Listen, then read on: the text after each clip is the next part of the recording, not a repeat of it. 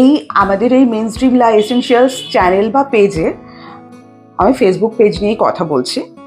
প্রত্যেকটা ভিডিও বা প্রত্যেকটা পোস্টারের নিচে আপনাদের কিছু কমেন্ট থাকে, সেই কমেন্টের প্রত্যেকটা আনসার আমি দিয়ে থাকি। কিছু কিছু কমেন্ট ভীষণই ভালো লাগে, কিছু কিছু কমেন্ট নয়, সব কমেন্টই আমার খুব ভালো লাগে আপনাদের। এত মানে আমি চেষ্টা করি প্রত্যেককে উত্তর দেওয়ার। তো আজকে একজনের কমেন্ট আমি পড়বো, আমার ভালো লেগেছে এবং তার মধ্যে কিছু কথা আছে, সেই জন্যই সেই কমেন্টটা আপনাদের সামনে পড়া। যেমন এখানে বলছেন শ্রী গোস্বামী, প্রথমে বলেছে আপনার কথা বলার স্টাইলটা আমার খুব ভালো লাগে আর আপনার অ্যাডভাইস অ্যামেজিং। প্রথমে আমি বলবো শ্রী, থ্যাংক ইউ, ধন্যবাদ। আপনাদেরকে ধন্যবাদ আমি দিয়েও ছোট করব না, কারণ কি আপনারাই আমার পাথেয়। যাই হোক, শ্রী আপনি বলেছেন আপনার কথা বলার স্টাইলটা আমার খুব ভালো লাগে, তার মানে এটা কিসের মধ্যে পড়ছে? প্রত্যেকটা মানুষ এই কথা বলাটা নিশ্চয়ই, আমি ভিডিও যখন করছি তখন আমি একরকম বলছি, আর ভিডিও যখন করছি না তখন একরকম বলছি, সেটা তো নয়। এই স্টাইলটা প্রত্যেকটা মানুষের একটা স্টাইল থাকে, তাই না? যেটা দিয়ে একটা মানুষকে চেনা যায়, যাকে আমরা স্টাইল স্টেটমেন্ট বলতে পারি।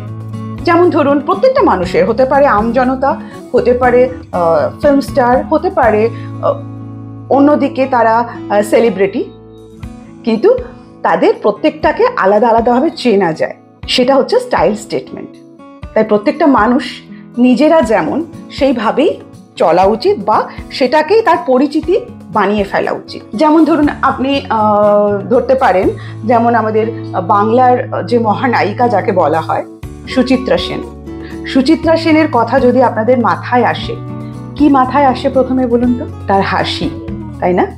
তার হাসি, তার চোখের চাউনি বা তার ড্রেসিং সেন্স, কিরকম তিনি জামা কাপড় পরতেন, পোশাক পরতেন, কিভাবে চলাফেরা করতেন, ওই স্টাইলটা শুধু ওনারই ছিল।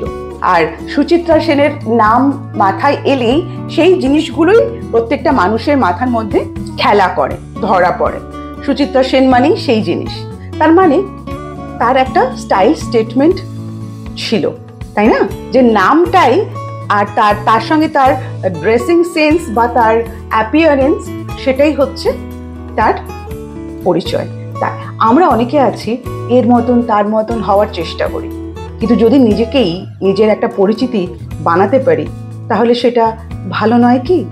দেখবেন এখন যখন মেকআপ করা হয়, ব্রাইডাল মেকআপ, ব্রাইডকে যদি পাশাপাশি রেখে দেন, আমার মনে হয় এক ঝলকে একই রকম দেখতে লাগবে, আলাদা আলাদা বোঝা যায় না। কিন্তু আলাদা আলাদা যাতে বোঝা যায় সেরকম করে নিজেদেরকে তৈরি করতে হবে।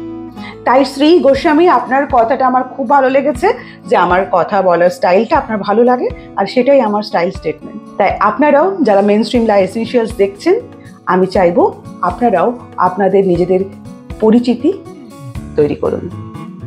আজকের ভিডিওটা জাস্ট এই নিয়ে, আগামী ভিডিওতে আবারও আসছি। ততক্ষণ আপনারা সবাই ভালো থাকবেন। নমস্কার।